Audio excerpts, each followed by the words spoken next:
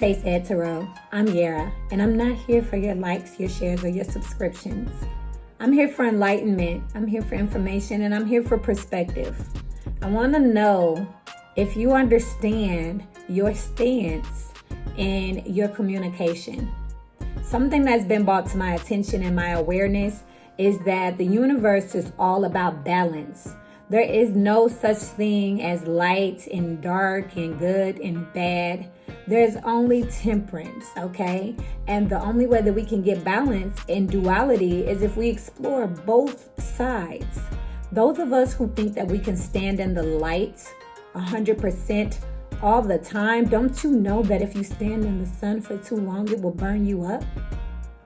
If you felt that way, then why would you ever step into shade? Now, on the opposite end of the spectrum, we can't just wander around in the dark either. Because what happens when we wander around in the dark? We get lost. And getting lost can be fun sometimes. And we can learn some things sometimes. We can discover things sometimes when we're lost. But then there's those times that we get so lost and so deep that we give up. So temperance, where we have balance of that light and that dark, is the true wave and the true perspective of the universe. So it's not okay to shun one thing or the other. There are women who feel like they should be feminine 100% of the time. Feminine simply means that you do nothing. And if you do nothing, then you perish. Now, there are men who feel like they have to be masculine 100% of the time. Well, if you do everything, then you never appreciate, you never have the time to appreciate and slow down, and you too will burn out and perish. It's that duality and that temperance of being able to do and rest. Do and rest.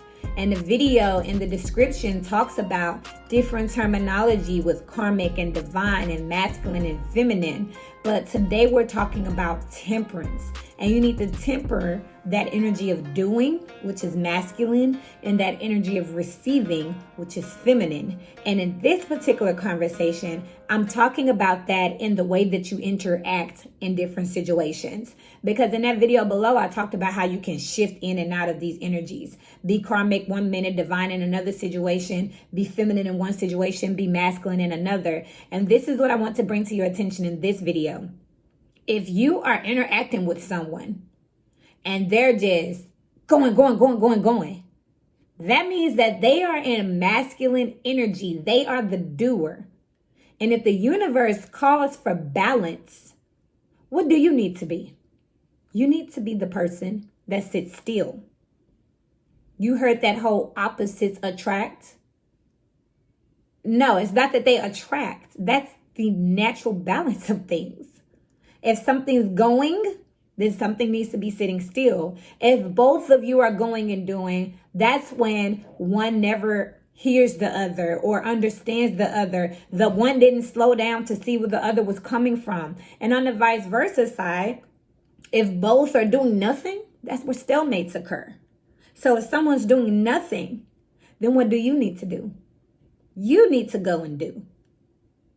Now, the thing is, sometimes we have to sit down and meditate and be honest with ourselves about the reality of what it means to balance the situation out. Is the situation worth balancing out? Is it just going to be teeter-tottering back and forth again? Is it worth it? Because if that balance is for your highest and best good, go for it. But if it's too much work to balance something out, because you should be yin-yang energy should be flowing. So sometimes you should be doing, sometimes you should be receiving. That's male or female. Again, see the video below. But if you're always this and they're always that, that's not even balanced, because that means you only know how to do one thing, be masculine or feminine. You're not even balanced within yourself. You don't even know masculine and feminine within yourself to be able to see when another person is being masculine or feminine. I.e., if my child is throwing a temper tantrum and doing a whole lot of crying and screaming, I'm not going to jump into masculine energy with her and get up and try to beat on her and stuff, because guess what? I've done it and it hurt my arm and I was tired and I was pissed off. I would rather go into yin energy to balance that out and wait. And when she simmered down, then I would go into yang energy. And then I whoop her ass. Because guess what? Now she tired. She can't do. You see the ebb and flow? Same thing if I'm in a conversation with someone and they want to talk. I'm not going to try to talk too. If both of us are talking, we're both being masculine. One of us has to listen and be in yin energy. You need to know how to flow in and out of this. If you have someone who is like, I'm about to do this, no one can stop me, it's whatever, and then you go and try to stop them, educate them, they don't want that. They're in masculine energy. So you need to be in yin and say, you know what? This is my perspective on it. However, I support your decision and whatever you decide to do. But for you to be like, oh, you dumb, you stupid, and I went over there to try to do all this going and they're going, no one's going to win that way. And when we stop thinking of win and lose dichotomies and we just think of balance and how will this balance out in my highest and best use, it's not in my bias and my highest and best use to chase you down and be tired and exhausted. What do I get for that? If you still gonna do what you want. If I know that this person is in masculine energy and they're gonna be in masculine energy, I'm gonna stay in my yin. Now, if I have a conversation with this person that's willing to compromise and I say, hey, I know that you want to go and do, but can we do this? And they say, I'm willing to be in yin and allow that. Or you know what, I can do this and this. I can step it up a notch or take it down a notch. That's different. But if someone's telling you I ain't doing nothing and you're like, oh, I'm finna go over there and force it, come from power.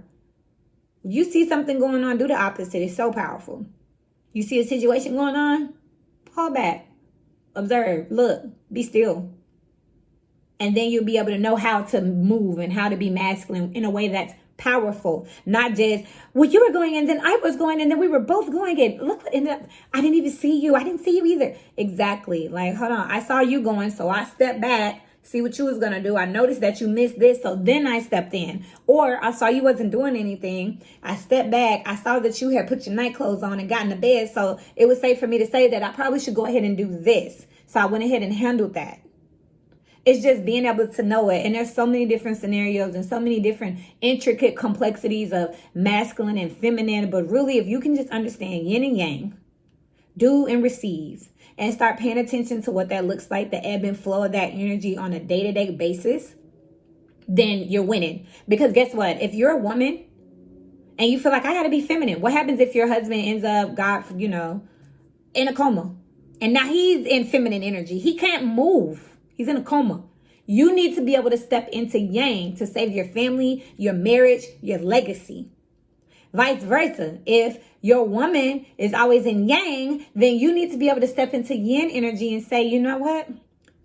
I'll go home. I'll clean up. I see she's at work. It's my off day. I'll step around here. You know what I mean? Like, we need to think about that. Masculine. What if you're always in yang and then guess what? You hurt yourself.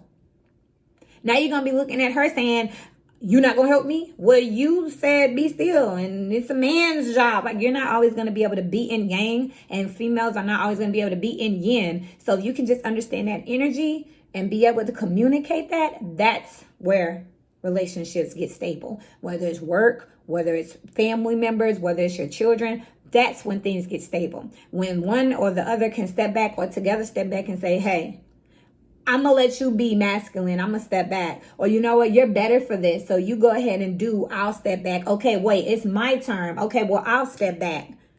Okay? Sometimes there may be situations where we need to use yin energy as a couple or a collective, as a family, as a culture. Sometimes there may be situations where we need to use yang energy as a family, as a culture. But we can't do it if we don't understand what's going on, okay? That's the whole point of this. I'm not trying to say one thing or another. Please don't come at me with no sexist bullshit. I'm not the one. I'm talking about yin and yang energy, the ebb and the flow, and can you recognize it, okay? Because if you can't, you're not helping. You're a part of the problem if you're not a part of the solution, and knowing is half the battle. So what do you know? What do you understand? And how can you apply this information? I'm Yara, and until we meet again, keep growing. I love y'all. You're going to be fine. You're going to be great.